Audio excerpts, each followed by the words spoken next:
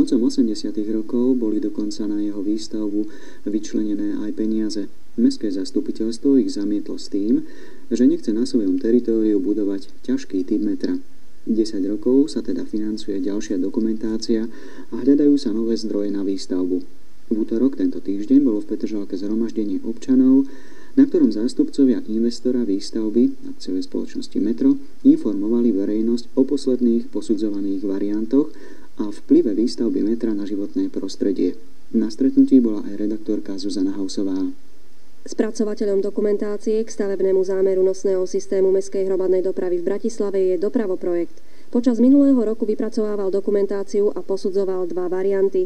Na ministerstve výstavby a verejných prác sa teda bude rozhodovať medzi ľahkým metrom Matraval, ktorý bude v Petržalke na estakáde. Popod Dunaj pôjde v 2 jednokoľajových tuneloch a v nich bude pokračovať až na Trnavské mýto. Druhý variant je klasické metro, ktoré by malo byť i v Petržalke zapustené do zeme. Takisto pôjde popod Dunaj i mesto, ale tentoraz v jednom dvojkoľajovom tuneli.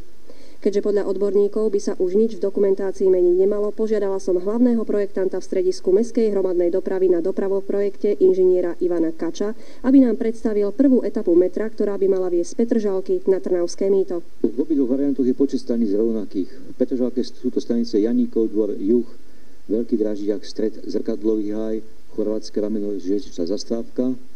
A v strede mesta, to znamená, že po prekonaní Dunaja na ľavú stranu mesta sú to stanice Pribinova, Kamenné námestie, Suché mýto, Hlavná stanica a Trnavské mýto. Pri estakádnom variante vedie trať medzi stanicami Janíkov dvor, to je stanica, ktorá je až južne od Panonskej cesty v tom priestore, ktorý je dneska čiastočne poľnohospodársky využívaný na úrovni terénu, ale po prekonaní existujúceho mostného objektu na Panonskej ceste sa trasa vyšplhá na estakádu a už vo výške zhruba 6-7 metrov vedie až niekde do oblasti Jungmanovej ulice.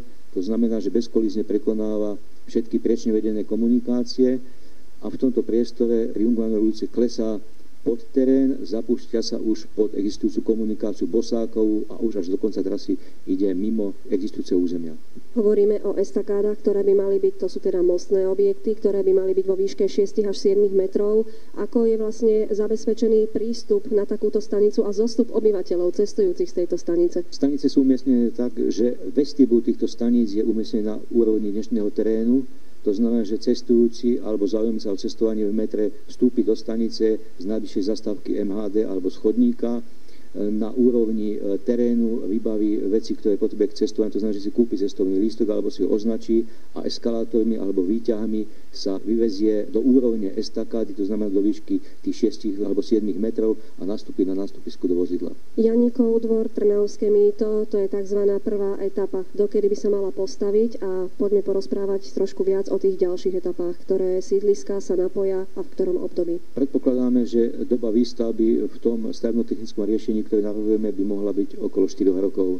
To znamená, že ak by sa podarilo investorovi zabezpečiť plynulé financovanie, maximálne do roku 2010, ako sú zámery mesta, by táto prvá etapa mala byť spojazdnená a uvedená do prevádzky. Ďalší výhľad vyzerá tak, že cieľový stav metra predstavuje asi 32 km tratí, mal by byť vybudovaný do roku 2030 a sú to jednak predĺženie trasy B zo stanice Trnavské mýto až do Ružinova a vybudovanie trasy A, ktorá vedie po Račianskej radiále, obchádza stred mesta z juhovýchodnej strany, pokračuje smerom na západ cez Kútiky, Dlhé diely a Dubravku. To znamená, že Rača, Nové Mesto nebude napojené na metro? Do roku 2030 tieto časti sa nebudú priamo napájať na metro.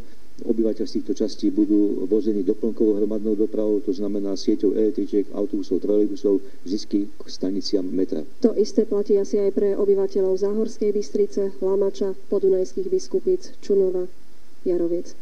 Áno, konečné stanice na týchto radiálach sú vždy vybudované s príslušnými záchytnými parkoviskami, možnosťou otáčania autobusov, to znamená, že z prímestských obcí budú občania, obyvatelia vození do stanice Dúbravčice, smere od Záhorskej vsi a Záhorskej Bystrice, do stanice Juh alebo Janíkov dvor z Rusoviec alebo z Čuňova a do stanice Ružinov z Podunajských Biskupíc a z ostatných častí vo východnej a juhovýchodnej časti mesta.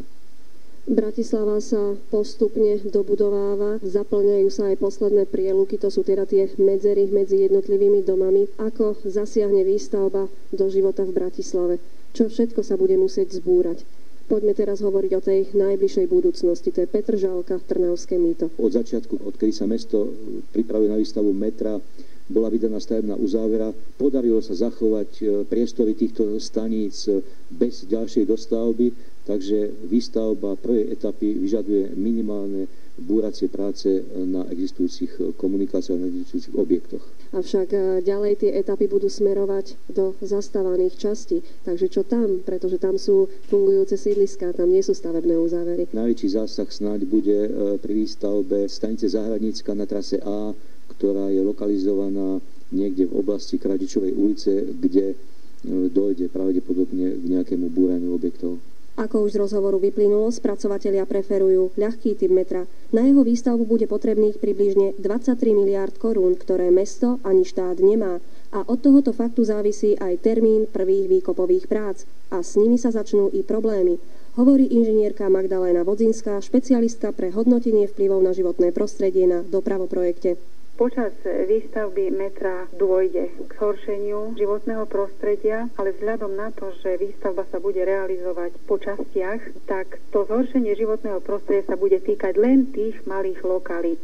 Iná vec je prepravné trasy stavebné, kade sa bude prepravovať materiál, dovážať stavebný materiál na stavbu a podobne, tak tie budú zaťažené počas celej doby výstavby. Mlynské nivy, Einsteinova, Dunajská, Staromestská, Pražská, Šancová.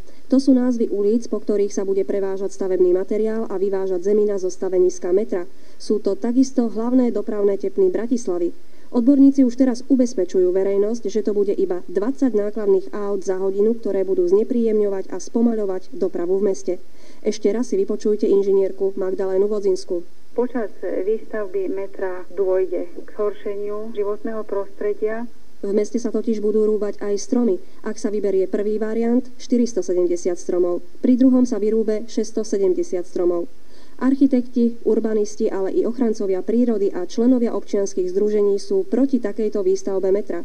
Aspoň v tomto duchu prezentovali svoje názory v útorok na verejnom zhromaždení. Čas však tlačí. Doprava v meste sa zo dňa na deň zhoršuje a tak pod týmto tlakom už nie je čas na iné koncepčné zmeny.